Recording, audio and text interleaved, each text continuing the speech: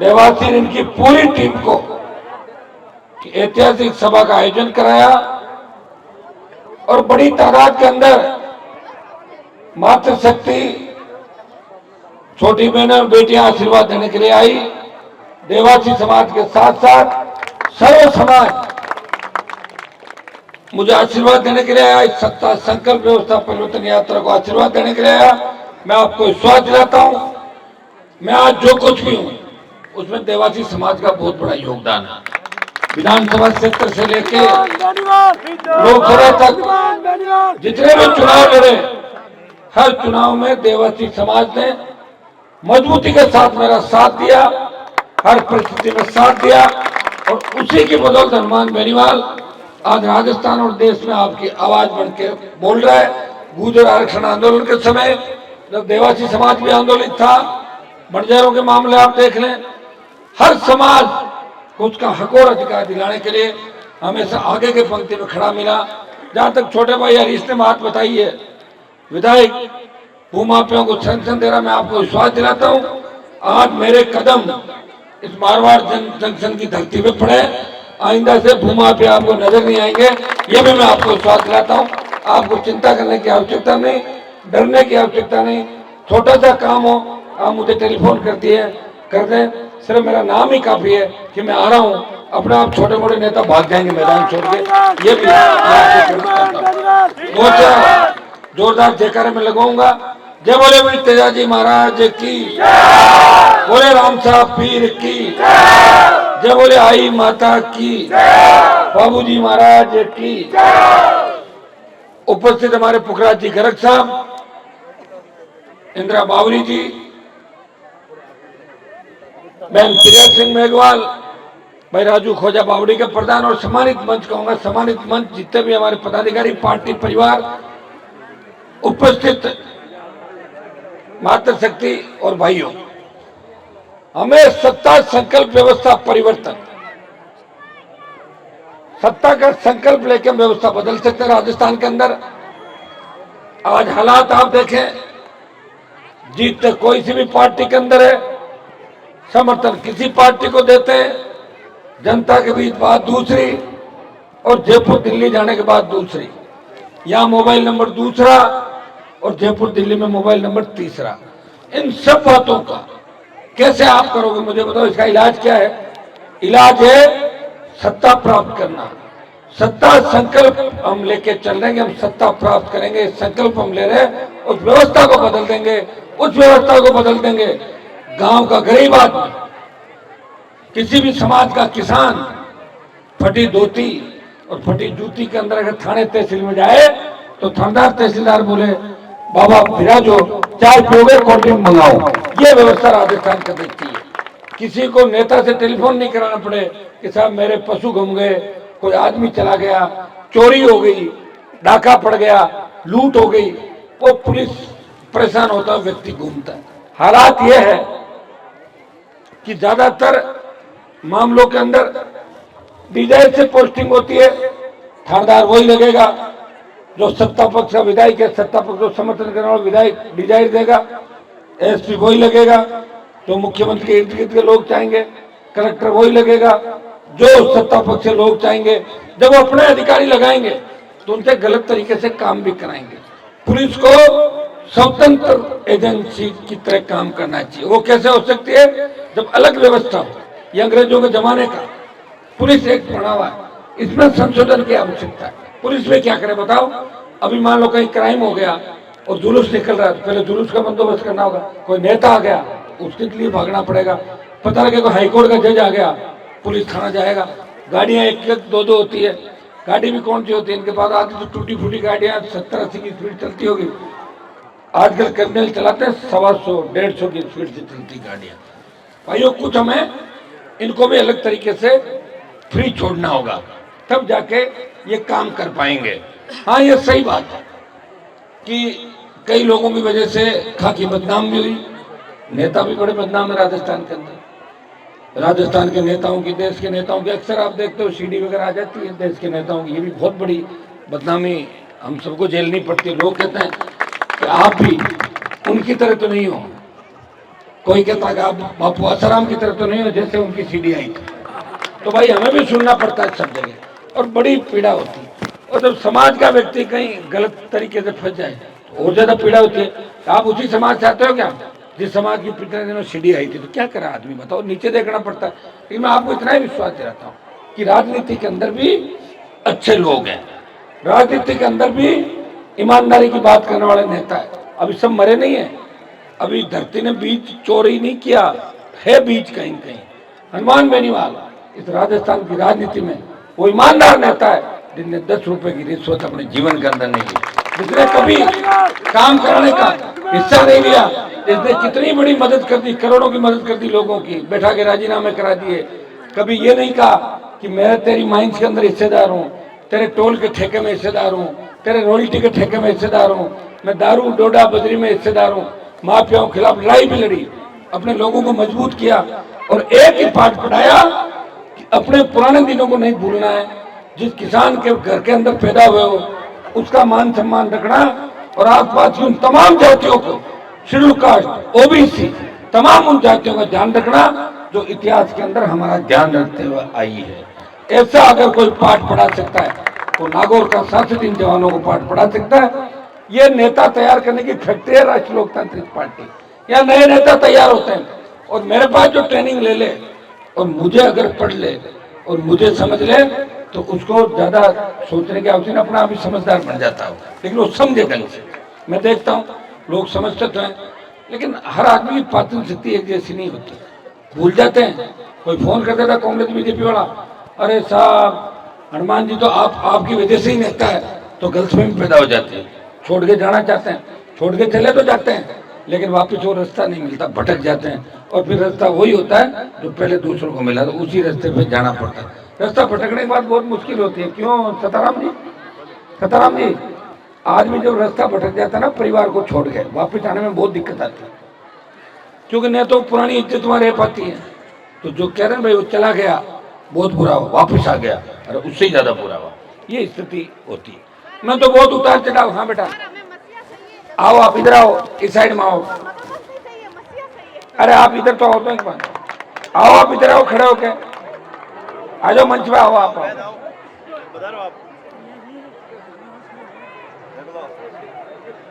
क्या क्या कह रहे हैं? नेता अब बैठिए, आप ऊपर आओ, बैठो बेटा, आओ ऊपर आओ। अरे आ जाओ ना, यहाँ बैठो ना, यहाँ बैठने दे, आइए आप। अरे बस प्लीज बैठो, आप बैठो। ये जो मातृशक्ति ने, हमारी बहन ने जो बात कही, हमें मसीहा चाहिए, हमें मगरमच्छ नहीं चाहिए, ये सही बात है। कांग्रेस और भारतीय जनता पार्टी के नेता मगरमच्छ है और मसीहा बनने के लिए बहुत पापड़ बेलने पड़ते हैं और लंबे समय बाद कोई मसीहा बनता है, बहुत तकलीफ होती है, दुख सुख परेशानियां, परिवार। आप देखते हैं जीवन के हर व्यक्ति जो धरती पर आता है वो दुख सुख साथ लेके चलता है, लेकिन वो कितना दुखों का मुकाबला कर पाता है। सुख के अंदर वो कहीं दुख को भूल तो नहीं रहा है, दुख में वो कोई हिम्मत तो नहीं आ रहा है, कहीं विरोधियों का आगे घुटने तो नहीं टेक रहा है। इन सारी चीजों के लिए भगवान आत्मबल देता है, ताकत देता है। हनुमान बेनीवाल का इतिहास पढ़ोगे आपको लगेगा एक व्यक्ति गांव की स्कूल से उठ के वो राजधानी के अंदर जाता है, राजधानी के अंदर वो राजनीति करके सिर्फ अपने इलाके के अंदर वापिस आता। मैं चाहता मैं चोमू फुले कहीं से विधायक बन जाता, मुझे कौन रोक रहा था? 98 में बीजेपी का टिकट ले लेता, लेकिन मैंने कहा नागौर जाऊंगा, उस नागौर में जाऊंगा जिसको बहुत बड़ा धोखा मिला, हमारे नेताओं ने धोखा दिया और ये बात कह के वोट लिए, बिजली आएगी तो करंट आ जाएगा, ट्रेन आएगी तो चोर आ जाएंगे, मुझे मारवाड़ को जगाना है, मुझे नागौर को जगाना है। और नागौर की राजनीति के अंदर, गांव की राजनीति में उलझा के 302 के मुकदमों में जेल में डाल दिया झूठा मेरे पूरे परिवार को।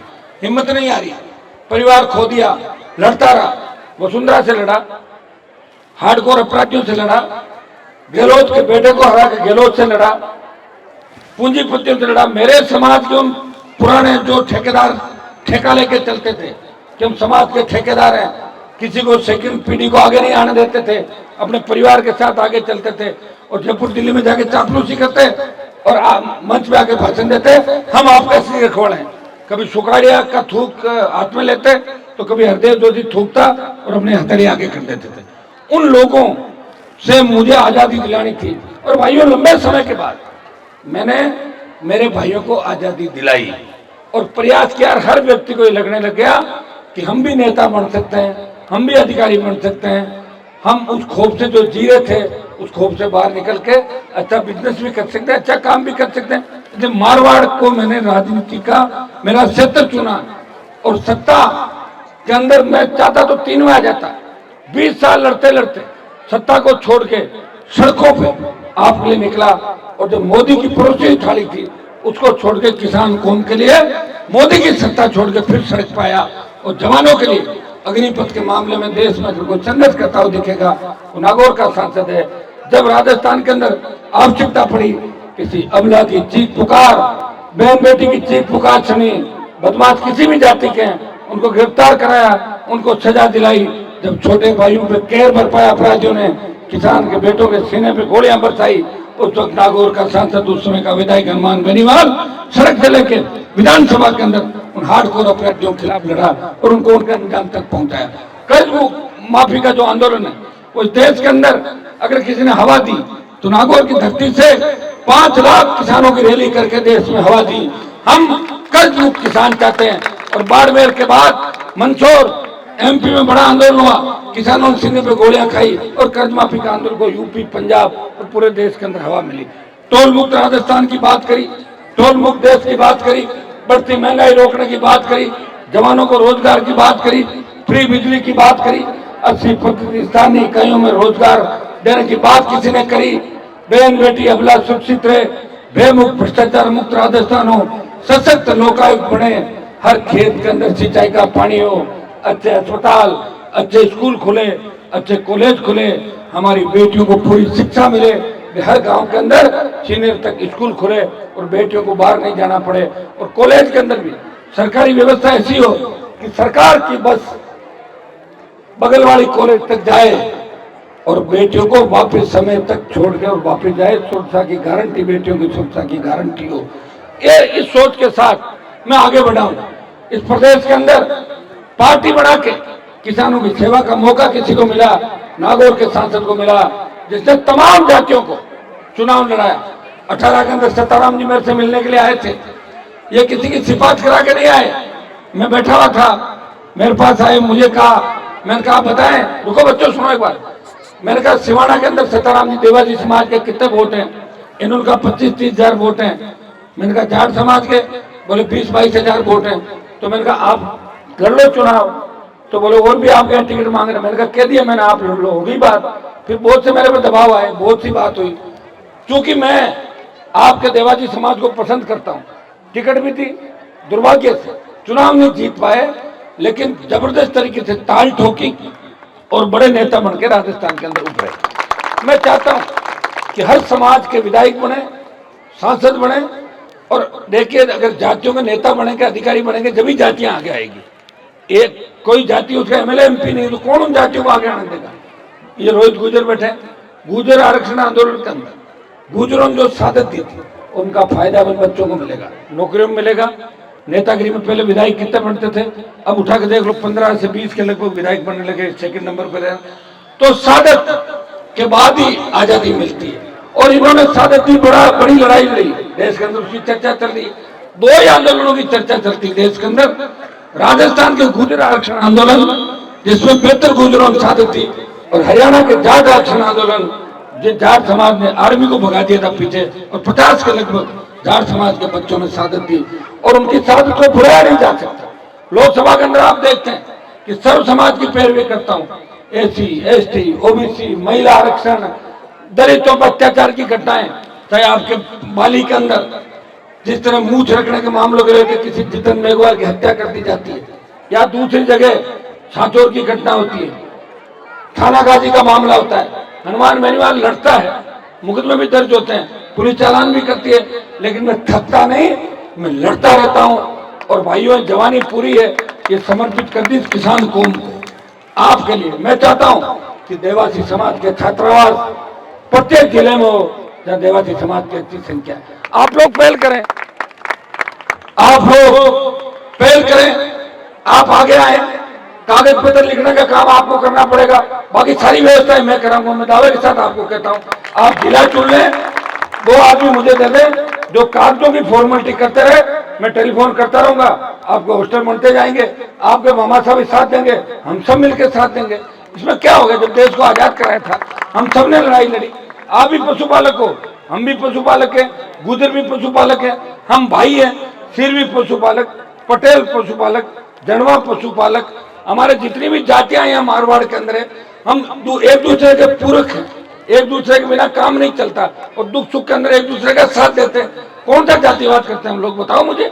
अरे जातिवाद तो वो लोग करते हैं जिनकी संख्या नहीं, चुनाव जीत जाते हैं और चुनाव जीतने के बाद माफिया को पैदा करते हैं और कोई सामने बोलता उस गरीब को कुचलने का प्रयास करते हैं। मैं आपको विश्वास दिलाता हूँ, आपको चिंता करने की जरूरत नहीं है। आपको जरा सा भी डर लगे, जरा सी भी बात हो, मुझे टेलीफोन कर दो, सुरक्षा की गारंटी भी मेरी है और माफिया का फंड कुचलने की दावेदारी भी मेरी है। ये मैं आपको विश्वास दिलाता हूँ। आप अकेले नहीं है, मैं आपके साथ हूँ, पूरा राजस्थान आपके साथ है, मंच में बैठे तमाम नेता आपके साथ हैं। एक ही आह्वान करूंगा, आगे बढ़े, लेकिन किसी का हक अधिकार मार के आगे नहीं बढ़ना हमारे को।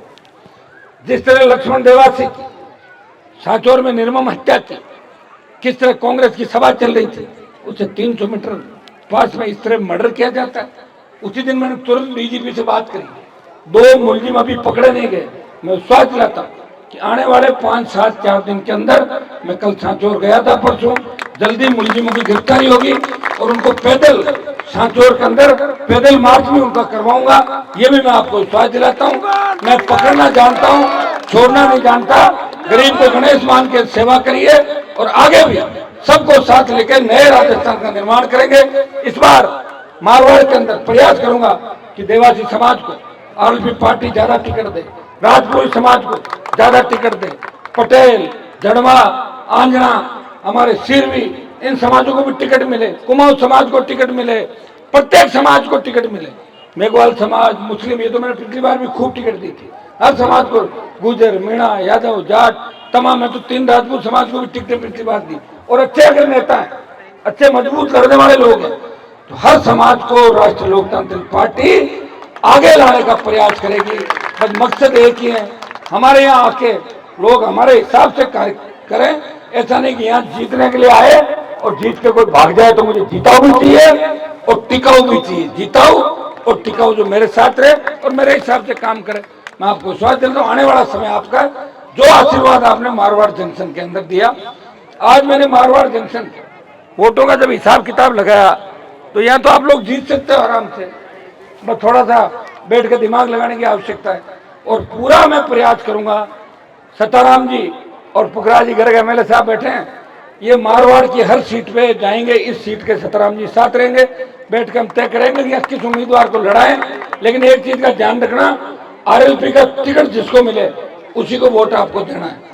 कोई देवासी समाज बीजेपी के गिरवी नहीं रखा हुआ और कोई जाट समाज कांग्रेस के गिरवी नहीं है। इन बातों को ध्यान रखना है। हमें लड़ने वाले लोगों को आगे लाना है, हमें मजबूत लोगों को आगे लगना है, जहां आवश्यकता पड़ने पे वो आपकी मदद कर सके।